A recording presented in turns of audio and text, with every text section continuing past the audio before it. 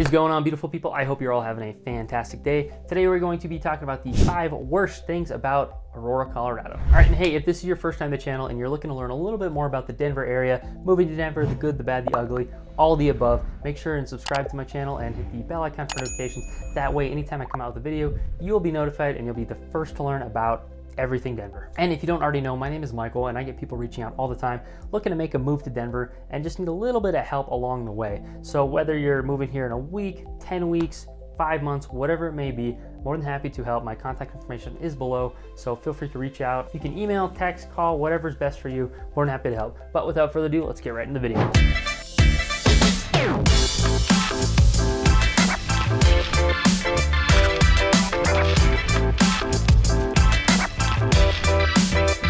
Now, if you don't already know anything about Aurora, it's the 3rd largest city in Colorado, the entirety of Colorado, and has a population of just under 400,000 people. It also covers a large area of the Denver metro area. So there's a lot of misconceptions about certain parts of Aurora as to other certain parts, just because it's so large. So when someone's talking about Aurora, they could be talking about one spot and not so much about the other. Now, I'm not saying that Aurora is not a great place to live. These are just a few things that people might not find so appealing about Aurora. But without further ado, let's just get right into it. All right, the first thing I'm going to talk about is just the stigma around Aurora, Colorado. Now, if you get here and you start talking to people that maybe aren't from Aurora, or maybe they are even from Aurora, and you're saying, hey, yeah, I'm staying over in Aurora, or that's where I'm working, they might be like, oh, Aurora, like, I don't know. And it's just a bad taste in people's mouths. There's a lot of stigma surrounding Aurora, that it's not a great area, and that's not necessarily true, but that doesn't necessarily mean that people don't believe that. Now, like I said earlier, Aurora itself is massive. Now, it starts up here and it goes all the way down to the southeast part of the Denver metro area. And if you were to drive from the very tip all the way to the southern tip, you're talking close to an hour depending on traffic, especially if you're avoiding some of the main roads. It's a long ways to go. And you know, you can get stuck in traffic, so it's very different areas, and some people might be talking about this area when you're talking about this area, vice versa, and it's just very big. So for the most part, people will just lump all of Aurora into one basket. So if they heard of, you know, something going on here, they're saying, oh, Aurora, this happened, but it might not necessarily be true about everywhere. So just something to keep in mind, and maybe you can help educate people as you're talking to them, and you know, hey, no, that's actually not necessarily true. Aurora's great, here's why, yada, yada, yada. But in general, there's a large stigma about Aurora, and it's just something that you might have to deal with when talking to people. Now, I can't necessarily go into crime statistics just because due to licensing laws, I can't really talk about it, but I highly recommend you go and do your own research. Go on Google, type in Aurora crime map, and you know, you'll get a few maps, so choose whatever one you like the best and just kind of look at it and come to your own conclusion about certain areas, whether or not you think it might be right for you, or just if you think it's a safe area. All right, so the next thing in Aurora is we're gonna talk about the traffic in Aurora, specifically just around certain times and just where it kind of gets a little bit junked up a little bit. All right, so here we have Aurora, and you know, I say Aurora, but this is pretty much Aurora right now. Here, let me. When most people talk about Aurora, this is kind of what they think. You know, this is all kind of like newer developments, not as popular, so we probably won't talk too much about over there. But for the most part, you know, I'd say the major roads definitely get a little jammed up. So 225, especially during rush hour and when people are going to work, people are coming home, during sporting events, 225 definitely gets packed up a little bit, especially when it merges with Parker, all the way down here, and when they merge. So I mean, Aurora is big, it has a lot of people, so you have a lot of people getting up for work in the morning. I mean, all these people, everybody down here, and then you even have people in Centennial kind of all up on the road at the same time, getting to work, and boom, here we go. It's not uncommon to see quite a few car crashes in this area. You know, you might see one every other week. It's really not, it's not that common, but it does happen, and you can usually tell because traffic's twice as slow as it usually is. Now, if you're ever really unlucky, car crash is gonna happen right here, and that's like 5 times worse as far as car crashes go, just because traffic gets so delayed over there. But usually, you know, people are pretty quick to respond, which is nice. Where we go there? You know, some people even will take the dam road across up here. It's kind of nice, actually. You can kind of see both sides. A little sketchy if you ask me. Make sure you're paying attention, because one quick slip and you're gonna go tumbling. There's rocks on both sides. You're gonna go tumbling for a little while. It's not gonna be a fun joyride for you. But for the most part, other than those areas, your major roads through here will definitely be backed up a little bit. Definitely recommend merging to the lane that you need to be a little earlier.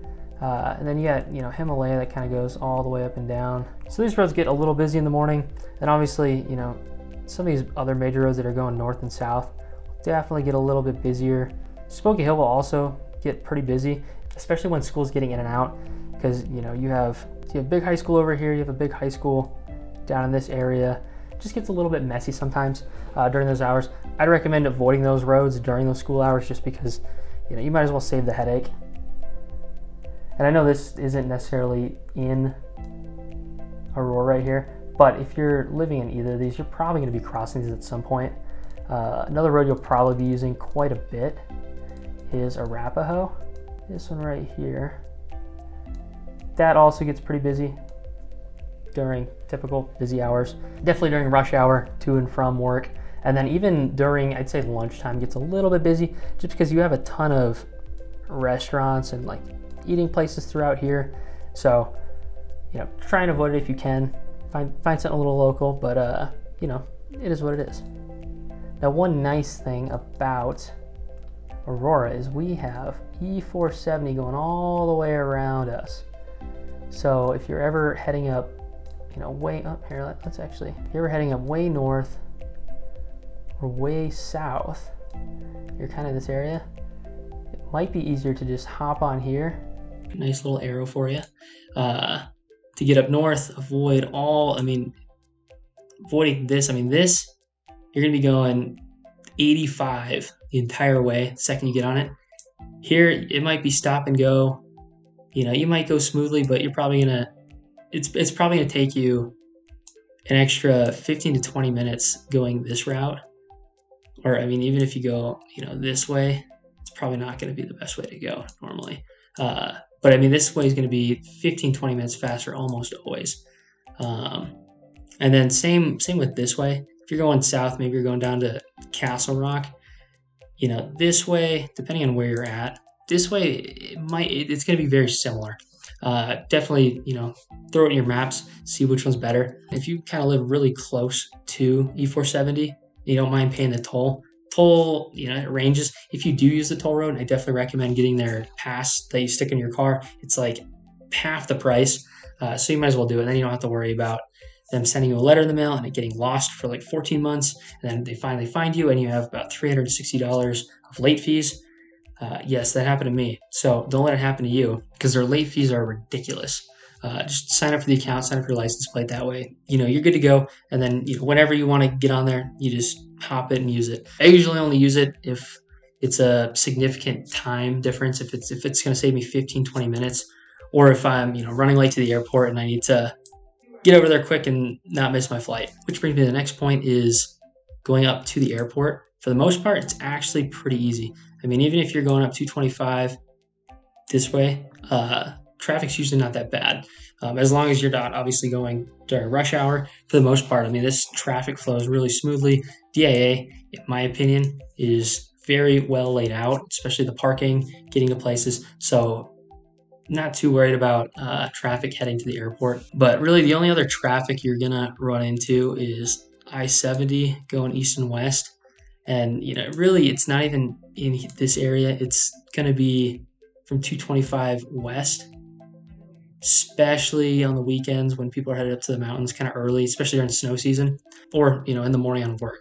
But I'd say most people probably don't take 70 unless they're kind of working in this area or they're going up north. I'd say most people, although sometimes, traffic is a little bit stuffy kind of in this area. So, sometimes you go right there, not too bad. But for the most part, spots I talked about are going to be your biggest mess ups.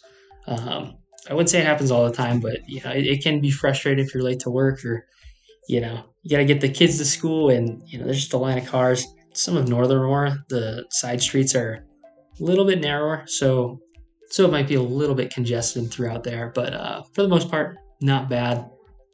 just one of the things that you live with over in Aurora. All right, so slight technical difficulty. I accidentally ran out of space on my phone, so it stopped recording, so it only got like the first half of the video. But I think I was talking about, Arapahoe Road. And after that, I mean, really the only other thing that I was gonna point out is traffic to and from the airport and E470.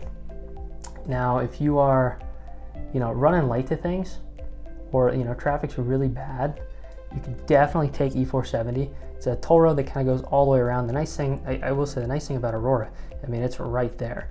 So especially if you're living kind of on this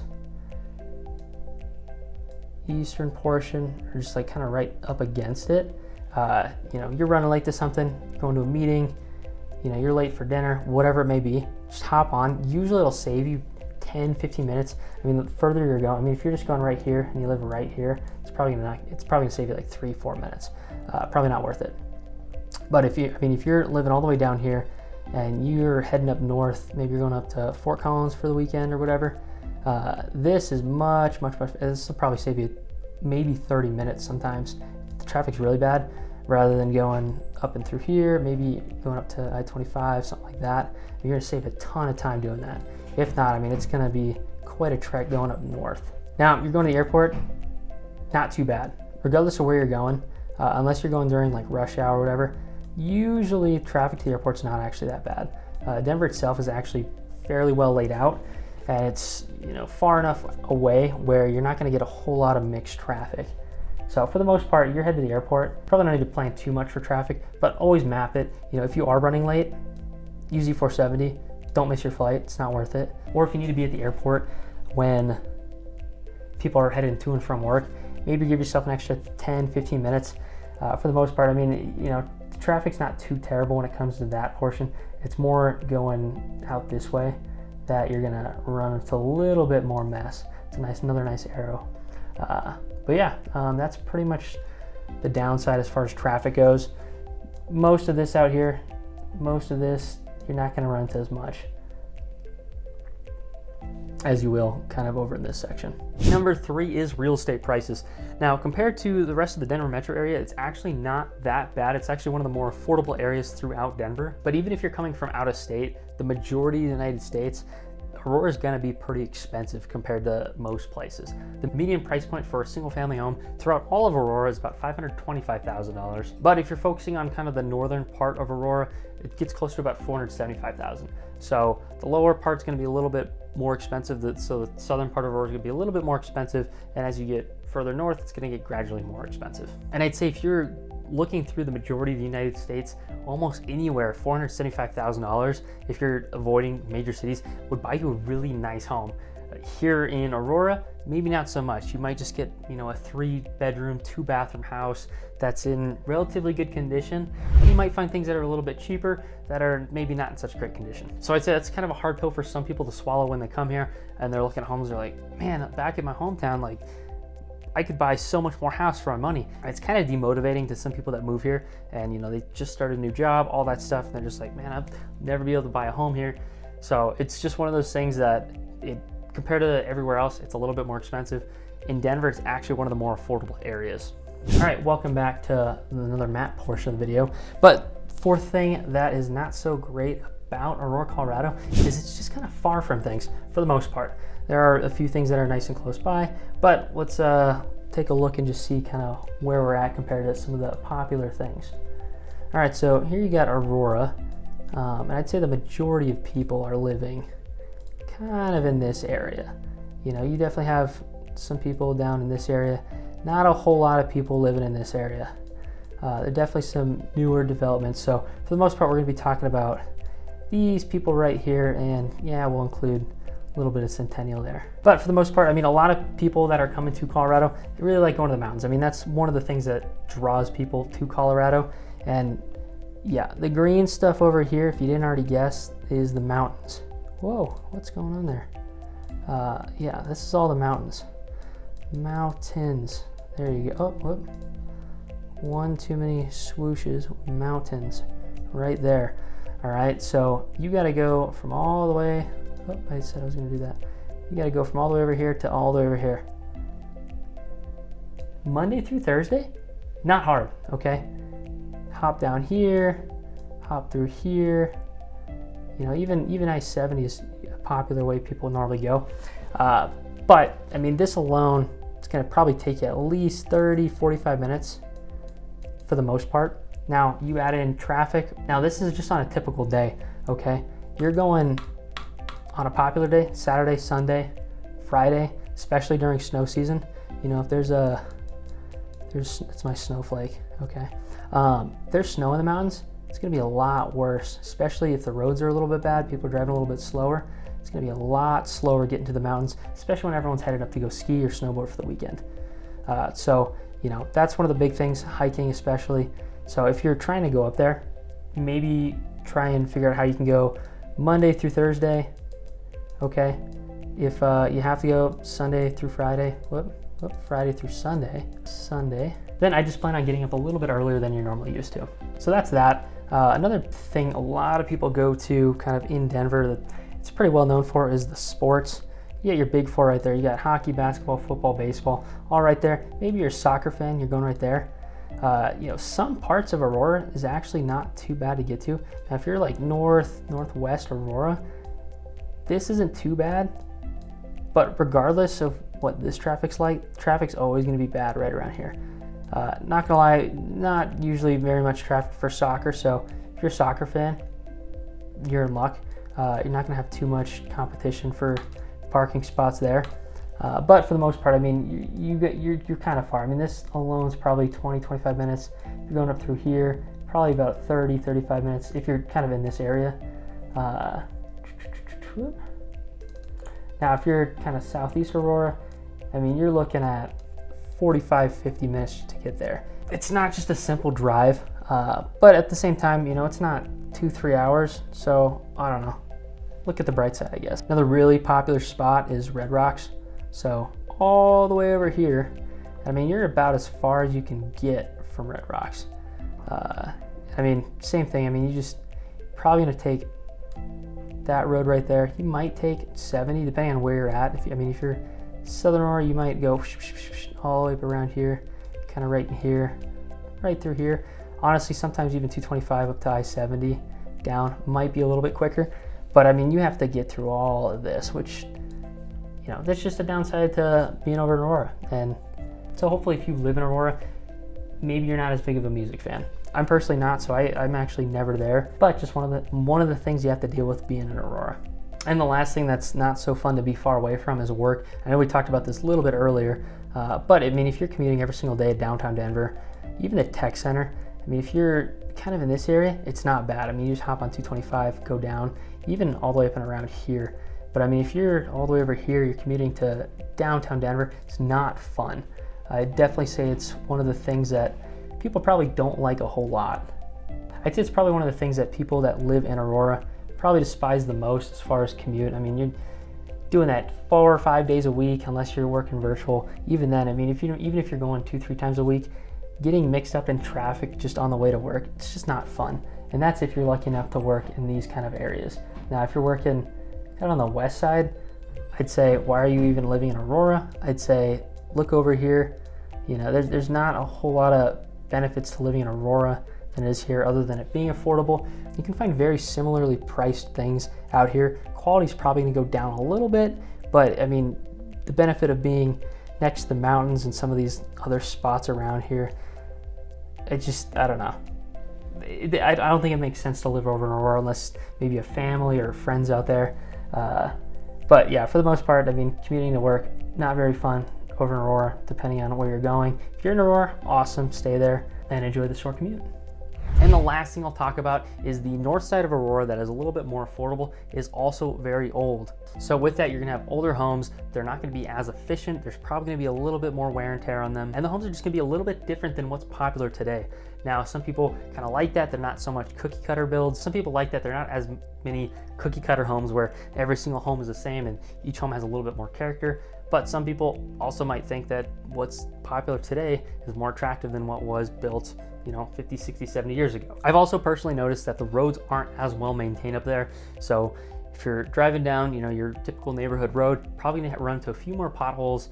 It's gonna have a little bit more cracking, they're not as well taken care of, and they just don't maintain them as well as they do in some of the newer areas. Some of the streets up further north are also a little narrower, and there's a lot more, and the parking seems to be a little bit harder to do, so your streets are a little bit harder to drive up and down on and just avoid other cars coming. So the streets feel a little bit more crowded as well. And the last part about Old Aurora is, and this might be a pro for some people, con for others, but there's not as many HOAs because they're older and HOAs weren't as popular back then. They're just not as common. So it's a lot easier to find something without an HOA up north. So if you're somebody who likes not being told what you can and can't do with your property, then maybe Old Aurora might be, you know, more attractive, more appealing to you, especially because it's cheaper up there. Now, maybe you're somebody that says, maybe I don't want my neighbor to paint their house bright pink and park 3 cars on their lawn. I don't know. Everyone's got their own preference and what benefits them. But something like that would probably bring your home values down. So if that's something that concerns you, maybe Northern Aurora might not be as appealing to you. All right, now don't get me wrong, Aurora does have a lot of great things going for it. And I actually highlighted quite a few of those things in a different pros and cons video that specifically highlight some of the nice things about Aurora. This video is more talking about some of the things that aren't so appealing, but I really wanted to dig in some of the things that you might not be able to just find on Google. So I hope you learned a little bit something about Aurora, and you know, maybe if you're looking at the area, you have a little bit better idea of some of the things that are in Aurora. So if you learned something or enjoyed the video, make sure and hit the like button down below. Would really appreciate it. And feel free to check out that other video that I did on Aurora with some of the pros. Maybe you might learn something there too. And don't forget, if you are planning on moving here and maybe you're like, hey, you know what? Aurora sounds great, and you want a little bit more information or a little bit help doing that, my contact information is below, so don't hesitate to reach out. I'd be more than happy to help you. But until next time, I will see you guys later.